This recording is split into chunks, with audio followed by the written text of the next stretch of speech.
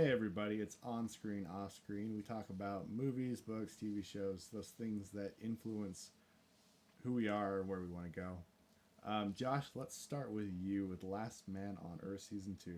Tell us about it. So they go to California, and I was really hoping when Jason Sudeikis kind of got with the group, he would level it all out and kind of make things start to work. Yeah? Our famous Ted Lasso, in stuff that I've seen him in, I honestly really thought he was going to be a good balancing act. I also thought the Black Phil Miller was a terrible character, and I wanted them to get rid of him. Originally, at the beginning of season two, I thought that they were going to go off and find an entirely new group of characters to grow up with, and we wouldn't see the season one characters again. And I honestly thought that that was for the better because a lot of these characters were quite irritating to me beyond that point. Jason Sudeikis does meet up with the group, and they do get rid of Phil, but they make Jason Sudeikis' character the new Phil and do the same things, and it's really obnoxious. It really feels like the writers were the kind of people in middle school who kind of got a light laugh at a joke when they were in seventh grade and used that joke and beat it to death all the way through their senior year because they got that one laugh that one time. That's how I feel like Last Man on Earth is. Season 1 and Season 2 both. Because it just feels like, hey, this joke kind of worked. Let's reiterate it and reiterate it and reiterate it and reiterate it and reiterate it. And you're like, okay, we can move on from this. And they're like, no, we're going to reiterate it 12 more times before we move on. And it's like, no, you have beat this joke that was only mildly funny to complete death. And it feels like, to me, this show started as a pretty good, entertaining show. And with every second, it has ticked down in quality. All the way through. And it got to season 2 and it didn't stop. It just continued going down. I completed season 2. Plot wise, nothing really interesting happened. Nothing of real value happened. Season 1 was a pretty good show that kind of made you think, like, oh, we're guys, so we've got our zombie plan. Do we need to refine our zombie plan for if there's no one left? And season 2 is like, no, you're in a stupid place. Phil, the idiot, jerk off guy, is completely right. The fact that you chose to live here is absolutely insane. Yep. And they even go over the problem of like gas going bad. And nobody says, hey, there's a Tesla charger on the house with solar panels. Maybe we should drive electric cars then. No, they're still out there like, let's drive the A-Team van. So it doesn't even feel like they're indulging in the universe that they're creating where they're the last survivors and they're just trying to make it all a joke, which is fine. It's just they're beating that joke to absolute death. It did slip to the point where I was like, I wish I hadn't watched this whole show. I wish I had stopped because it was Where not worth. where would you have stopped? End of season 1. Okay. That's how I was too. I think I got to the Secret Santa episode of Season 2 and then I stopped. But I honestly can't remember. I didn't like Season 2 really at all. I thought it was I not nearly as funny. I didn't think it was good. Like I said, it's as funny as the end of season 1 is. Hmm. Right? It was just declining and declining and declining, and really the only reason I watched season 2 was because of Jason Sudeikis, and I thought, hey, he could really level this out and get this to a point where I'm regularly laughing. Now, there were a couple of little laughs in season 2, mostly towards the beginning of the season. It just, like, wasn't worth all the other garbage and weirdness that they decided to do, and stupidity, and all of the characters felt even more one-dimensional Yeah, than they somehow felt they like before. became. It's like opposite of character progression. Yeah, they became simpler characters instead of developed their characters and their backstory. Like Tom, originally in season 1, is this guy who you actually kind of like. Yeah. And he adds to the comedic value. And in season 2, he becomes Phil from season 1. There is literally a scene where he's like, well, I don't want to lie to anybody, but what if we all keep banging, but just with me?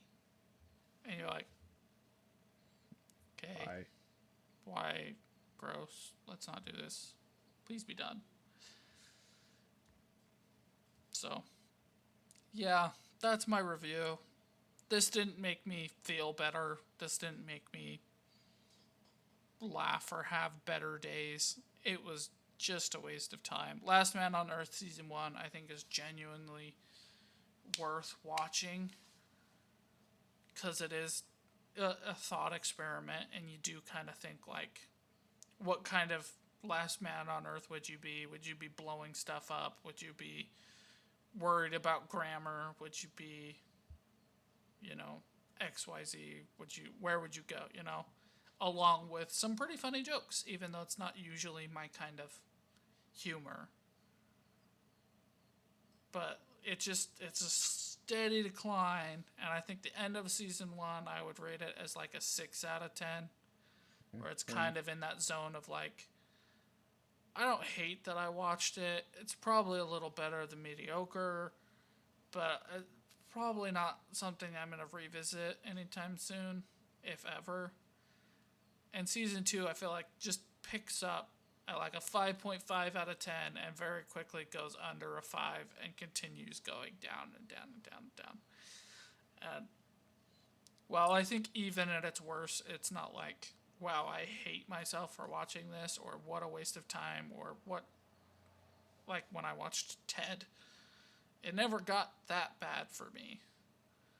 But I'm not going to give season 3 a chance. I'm not going to be recommending this show to anybody. I'm not going to be like, hey, did you ever see Last Man on Earth? You should check it. Nope. You wouldn't even do that with season 1? I would. The first half of season 1, I love the first half. I would have to be in kind of a similar conversation already. Okay. Right? Because, like, if we were talking about last person, zombie apocalypse or whatever, I might be like, oh, hey, have you seen Last Man on Earth? Season 1 was really good. Okay. But I wouldn't be like, hey, season 1 was so funny, you should go check it out. If that makes any sense. It does. So, I mean, that's just where I'm at. I'm just like, ugh. Season 1 was pretty funny. I was chuckling and laughing at the beginning and kind of chortling towards the end, but like, it's a very uneven show, and it's hard to be like, yeah, the first time you're introduced to the show is the best the show will ever be. That's also true. It's like, it's not going to make my recommendations list. Fair enough. And it's kind of hard to recommend when you're like, these first couple episodes, there's some really, really good stuff. But you're slowly going to get to the point where you don't like this show at all. Yeah. And it's just going to be this slow burn through every single episode. Not like, what's that other show? The show where they're going on that family road trip for hand sanitizer? Detour. It's not like Detour where you have one really solid season, and then if you want to pretend there's nothing more, you totally can. This one's like, you have a really good couple episodes there, and there's more story, but you don't want to see that story. Yeah. And part of me is like, yeah, but what if season three's better? It made it to 4 seasons. What which if it's is better? wild. But I'm also like, ugh, I'm good. I'll Yeah. pass. Yeah. I'm okay missing out on this stuff more. It was enough for me. You went further than me. I am kind of curious to like watch a recap or something of season 2, 3, part of 4, and just watch the last couple episodes to see how it ends. That's my only curiosity. They have babies. That's what happens. We find out in season 2, 2 of the characters are pregnant. Okay. That is literally the only thing of value story-wise to tell you. 2. As kind of like a side note, there's a guy convinced it's a government conspiracy who's going to kill all of them out in the middle of the ocean. So that may come up again. Maybe not, but it could. But that's it. That is literally it. You don't need to watch any of season 2. I just told you everything necessary to the plot. For season 2. And they moved to California. And now they're in California, which I'm sure in season 3 they're going to choose somewhere else to be because Why not? why not? That kind of makes sense. Yeah. You can go anywhere. Have fun. Yeah. Anyway. Last Man on Earth. If you guys like that kind of comedy, the first part of season 1 is very funny. Legitimately really funny. Alright, I'll move on to my topic. We got One Tree Hill season 7. And you said that you didn't like the show once some of the characters leave. And I think the first half of this season is easily one of the best parts of the entire show. I actually really liked it a lot. I like the Quinn and Clay relationship. I think it's a good relationship. I like Clay's development of his wife and him seeing his wife. I think they actually did something that's a pretty tried out topic, but they did it really well. I liked his character. I liked the way that he connected with Nathan. I liked the best friendship there. I liked him trying to deal with the pain of his wife while he's dating this other girl. He has this interest in this other girl. I like that Quinn is actually an enjoyable character. And she has her own goals and her own beliefs and her own vulnerabilities. It was well done. The stuff with Dan and him having the show, while a little cringy that he's dating the bad girl from high school, and that whole storyline's kind of like, eh. I like the storyline of Dan trying to be different and making the actions required. He kind of like plays the villain because he's been the villain for so long, but he is the villain that does what's required to be able to be successful. Like there's that scene where he's like drowning Clay in the water, and he says, "Are you gonna be a whip? Are you gonna give up? Is that what you are? Is that who you are?" And he pushes him to be something more because he's been broken down so many times, and that matched Dan's character and matched where he's come from, and I thought it was a good piece of writing. They did a lot of really good stuff in this front part of the season, with a couple little caveats. Like I didn't really like the Dan relationship that much. That wasn't great. I didn't like that Haley was convinced maybe that Nathan could be cheating. I liked it a lot better when they were one unit and she was just trusting him. They played that up for drama. I didn't really love that. Dan, I liked a lot of what happened with Dan, but as the people who are filming the show, they film it as you knowing that he's the bad guy. So you believe that he's the bad guy. When they're not giving you all the information as you're watching the show to realize what he's actually doing. So they're forming it as you know his history, so you're just going to make these assumptions about him. And I didn't really love that writing and that aspect of the show. But these are all little nitpicks in what I thought was really well done. Put together. Jamie's still a little kid and he's still enjoyable. Then you have the second half of the season. You have the moment where Haley's mom dies. And the whole Haley mom is suffering. The sisters are coming together. The one sister believes that she's a broken person. I really like that whole storyline. The mom dies, and they're standing at a funeral, and I'm like, you have no reason that Peyton's not here? You're not even going to try? to explain why Peyton would not show up for her best friend's mom's burial. Okay. You should probably make an explanation of that. Jamie has this growth spurt, and he's older now, and all the cuteness where they're trying to write him as a little kid doesn't work anymore. He's just too old for the character at this point. And they don't know where they're going. So they just meander about for half a season with literally no storytelling happening besides, like, Haley is upset because her mom died. And so she's burning pianos, I guess. And it goes downhill very, very quickly, unfortunately, because I think the first half of the season is really well done. I'm glad you found enjoyment in it. That's all I Yeah. can say to it. Yeah, I will review season 8 next week, but it seems like it's going downhill real fast. So I can understand why you liked it less. Well, for me, by this point, a lot of the show was not great. Okay. Right. Like I said, there's like one season after Dan, where they're trying to figure out who Dan's attempted killer was. I thought that was like the peak of the show, where there was actual like real human emotion and motives and probability and things like that. Yeah. And even though that season kind of dissolved at the end, where they were trying to increase the number of possible killers, so they were like, well, maybe it was this person and maybe it was this person. That wasn't great. But you had like a season after that where everybody's trying to figure it out and deal with it, go through it. You find out who it is. You're kind of dealing with that kind of stuff. It's really good. That show is really, really good. And ever since that point, they leave high school. You get a whole heck of a lot less of Peyton, my favorite character. You get a whole lot less of Chad Michael Murray's character, who's like the Luke Skywalker. He's the guy who's the hope. He's always hopeful and positive. And after that, he's just not that guy. And they try and make Nathan that guy.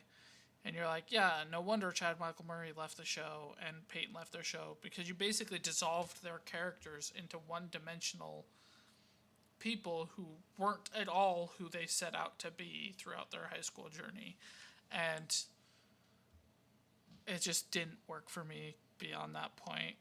The characters that they introduced basically felt like, well, we have to replace Peyton and Chad Michael Murray. So we're going to get Walmart brand Peyton and Chad Michael Murray. Is that how Clay and Quinn felt to you? The sister and... Okay. Yeah, it was basically like, okay, we have to introduce these new characters. They're going to be the new Chad Michael Murray and the new Peyton. And so they're going to Quinn have... has this artistic side because she takes photography, and that's our artistic person. And then you have the Nathan's brother, which is the Clay person. Yeah. And it felt like it really wasn't fleshed out or thought of well. And it really felt like, hey, we're going to tweak it a little bit so it's not the exact same. But essentially, we just couldn't get these actors. And honestly, I would prefer a last man standing situation where they just replace the actor. You would have liked that better? Deal with it. Yeah. Okay. Because those were the characters that I had been rooting for since the beginning, right? They were the ones that I was like invested in. And while Brooke occasionally stepped up and did something cool, and Nathan's wife, I forgot who that is, her character's name, Haley, also has her shining moments, particularly towards the beginning of the show. It was mostly Peyton and Chad Michael Murray's character that I was like, these are the people I can root for, because they're the only ones who are genuinely like good people. Okay. At their core, even though they do stupid stuff, they're the ones who are at their core doing it for selfless reasons or to get by, or you have some kind of understanding for them, and like all that kind of stuff. So I would way rather they had just been like, yeah, we had plans for their characters. Those actors don't want to return. Instead of replacing them with Walmart brand is too nice. Family Dollar Tree versions. It was that I'm low to going you? Man, to- yeah. I liked their relationship. I liked them. It was so like it really felt to me like that you're pushing them halfway into these characters' stories, because Okay. the previous actors, even though they never mentioned these people before in their entire lives, have to have this bond with them, and it But- really was not great for me. Did you like the whole trying to get Nathan's contract stuff, No, the agent stuff? Okay, I liked that stuff. yeah. I thought that was good. No, I thought Nathan taking the turn where he was like, hey, maybe being a player isn't in my path anymore. I should explore coaching or being an agent. That was where I was like, hey, that's a good trajectory for Nathan.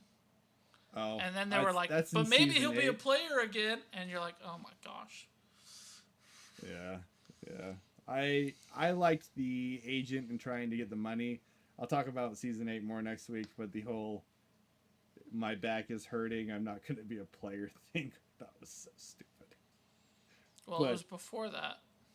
Yeah, they do it kind of twice. Yeah. Because Yeah. I liked it the first time, right? When The first time was good. The second time he's- is terrible. right? So when you first meet Nathan post high school, right? He's been injured. He's really down on himself. He's like, I've got no future, whatever. And he builds himself back up by still involving himself in basketball in different ways. That's Yeah. what I liked. Okay. I You didn't hated like when they were the- like, but maybe he'll be a player again. And you're like, oh my Okay. gosh. Fair Let's enough. move on. I might not be as hard on it because I do like Nathan and Haley, and Brooke is easily my favorite character in the show. Easily. Yeah, Brooke is not somebody I root for until the end. And then I like her.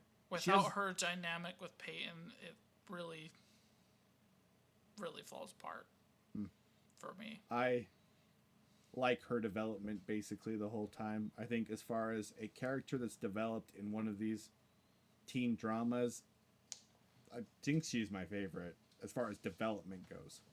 Well, she's the only one who does develop. Yeah, I was trying 'Cause to think every of another other one that really character- develops well. When they develop, they just revert it, right? Like Peyton has Yeah. a lot of growth in the beginning seasons about getting over her mom's death And then she and just like finding reverts. herself. And then they're like, "Okay, but you're leaving the show, so we're gonna make you be that very basic version." Yeah, where And Brooke actually They changes. just undo it. Brooke actually changes, right? And she has some reversions, but they're not nearly to the extent. That and they're so you little can actually small like, things, and she feels dumb about it, and actually like changes. yeah. It's much better. And so it's, yeah. She's easily my next favorite character, but yeah, Nathan and Haley, I hate their relationship. Yeah, To me, that's the relationship of absolute worst case scenario relationship for people, okay. where one is just maybe I can save them, and the other And that's person is it. just blatantly taking advantage of it, but then does change because she's just so amazing. She's just so pretty. Yeah, no, that's awful. Do not get in those relationships. That's awful. Fair enough. Fair enough. Well, yeah, anyway, first half of this season, very much enjoyed it. Second half is not good, and we'll talk about season 8 next week, but it is worse. It is worse. But that is my review of One Tree Hill. Season 7, let's go to our shared topic, Spider-Man the Animated Series. And I'm reading your notes. It sounds like you did not enjoy this. I did not. So I barely was able to get through 3 episodes of this show. Is that all you watched? Yeah. Okay. I could not motivate myself to watch any more of it. The animation was terrible. Awful. So they have a rule in animation that you're supposed to animate on every specific frame. Yeah. And like in the Spider-Verse movie, it's very cool because you have the punk rock guy who breaks that rule. Mm-hmm. This whole show is breaking that rule. None of it is smooth or consistent, and it doesn't fit the show. The artwork and the What drawing. do you mean it doesn't fit good. the show? Like the punk rocker is able to break that rule because he's the punk rocker guy. Okay. So okay. him being animated on every third frame or whatever it is fits his character, Okay. right? But because this show is animated, I feel like on every 10th frame, it just feels jittery and awful to me. It doesn't feel smooth. I think the writing of this is awful, even for a kid's show. Specifically, each episode has one awful, terrible, overly forced, jumping through hurdles pun. And I hate pun. And a pun that you have to work for that hard to get to is even worse. And I was like, each episode's like 15 minutes. It feels like 45 minutes of hell to me. I cannot watch this show anymore. And I do apologize. It's terrible. Spider-Man 1, the movie, there's quite a few puns in there because Spider-Man is kind of famous for his puns. Do you hate that part of the movie? No, he's like, he's famous for being witty. Okay. Which is different than a pun. Yes, he does Okay. have puns. I don't love puns. But, like, there is some humor to the dad pun or to the obvious pun. Okay. This one, you literally have to jump through hurdles to get to that pun. Like, it's not an obvious pun. It's way forced. So it's just like... And then the show pauses as if somebody's going to laugh to it. And you're like, no, nobody's laughing to that. That was terrible. Let's move on.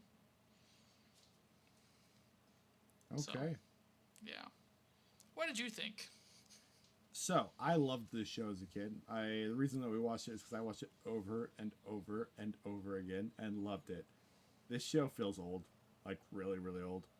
And I actually liked the animation still. I wrote down in my notes that I liked the animation style better than I liked Iron Man. Iron Man just kind of felt like this is computer generated, like it's fine. This one felt like a nice hand drawn, felt comic-y. I liked the drawing aspect of the show. Agreed. But I agree the writing is pretty weak. And it depends because it's so much you're fighting this villain and then this villain and then this villain. If you really like this villain, the episode is better. But if you don't like the villain, like the lizard one, the lizard episode was not good. If you don't like the villain that much, then all of the extra kind of bad writing aspects of it overshadow any of the good that I have in the episode. Later in the season, you have the Venom storyline with the black suit, and I think they actually handle that pretty well. But you have a lot of other episodes where it's just kind of like, this is so corny, and this is so 90s, and this just feels really, really old.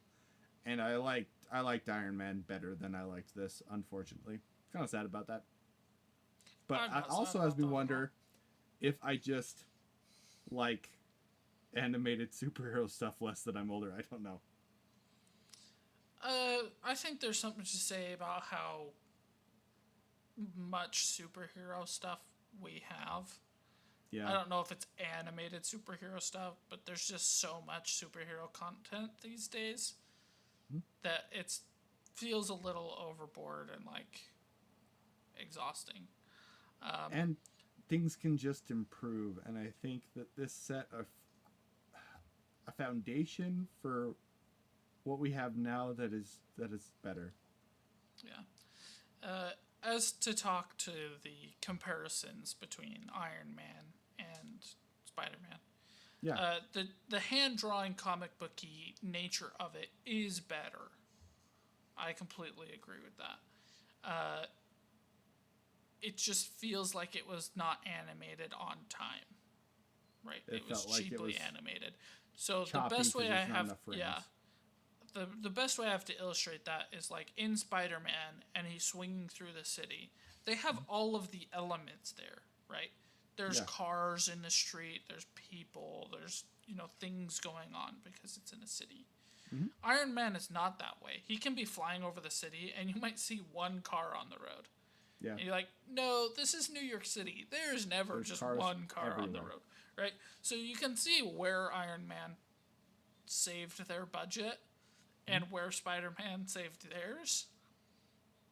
It's like if you had the smoothness of Iron Man and you had the drawing of Spider-Man, you'd have a really good piece of animation there. My problem is like I can overlook a city without cars because he's flying by so fast you can barely notice it. And I can't get past the animation timing because it's every second of this piece of art. So that's the comparison I will make there. Story wise, they're both for about the same audience. Spider-Man's probably a little bit younger, but Iron Man does the thing where they try and make it more than just a Monster of the Week show. And Which Spider-Man I don't necessarily have doesn't. a problem with that. It's just that in this one, there's some of the monsters where they're just like, that's rough. I don't have a rough. problem Anyway. with it either, but like as an adult coming to it, you have a little bit more appreciation for the episodes that are building towards something bigger. That's like true. in the Iron Man episode where they did the nanobot technology virus thing, right? They set it up and didn't pay it off till the end of the season.